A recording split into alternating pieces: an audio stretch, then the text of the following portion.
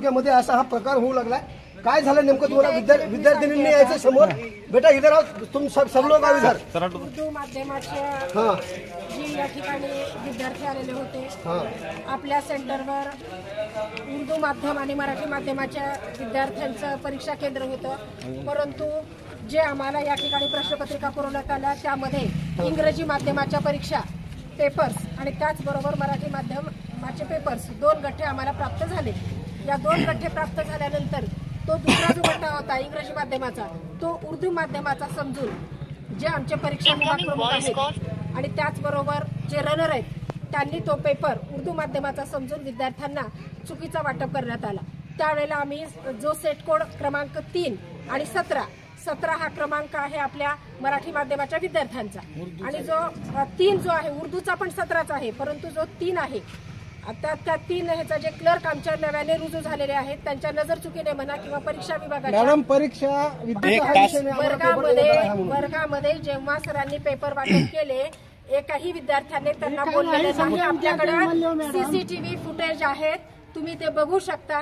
एकाही विद्यार्थ्यांनी कल्पना आणून दिलेली नजरेस आणून दिलेली नाही। मॅडम विद्यार्थी तुमच्या समोर आहेत ते सांगते।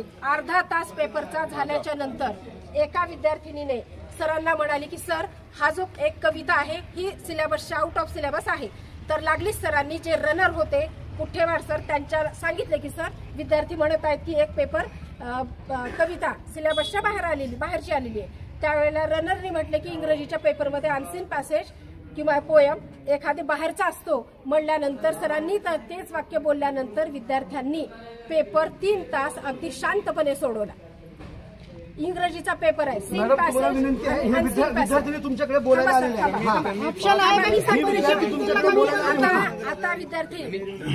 आता विद्यार्थ्यांचं काही तुम्ही सांगू नका, मी जे सांगायला तुम्ही ऐका अगोदर। आमचं काय म्हणणं ठीक आहे, आम्ही विद्यार्थ्यांचं शैक्षणिक नुकसान होऊ देणार नाहीत, प्रश्न तो नाही।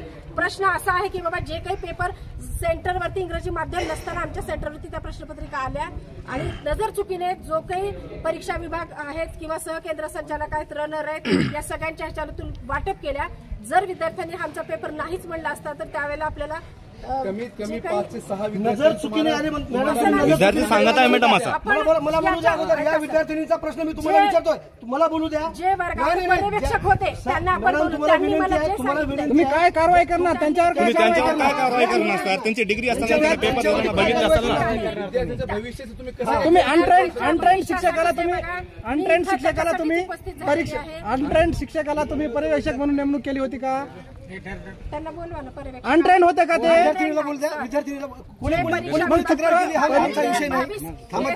माझा व्हिडिओ चालू होता, तुम्ही करा ना तुमच्याबद्दल तुम्ही करा माझ्या फोनवर यायला ना माझ्या ह्याच्यावर आणि या ठिकाणी मला जास्त काही बोलायचं नाही, फक्त मी एवढं सांगते की विद्यार्थ्यांचं कुठलंही नुकसान होणार नाही यासाठी आम्ही प्रयत्न करू। आम्ही गट शिक्षण प्रयत्न नाही, तुम्ही जबाबदार आहात, तुम्ही प्रयत्न करायला प्रयत्न नका करू। साहेबांना कळवू, पुढचा निर्णय जो असेल तो मान्य आहे, त्यांनी आपल्याला जे देतील ते मान्य आहे। सचिव साहेबांना आपण या ठिकाणी शिक्षण सचिव साहेबांना बोर्डाच्या कळवू लागलो तर आपण त्याच कामामध्ये मी आहे। परीक्षा केंद्राचा गद्दार कारभार आणि विद्यार्थ्यांचं नुकसान कोण भरणार आहे मॅडम?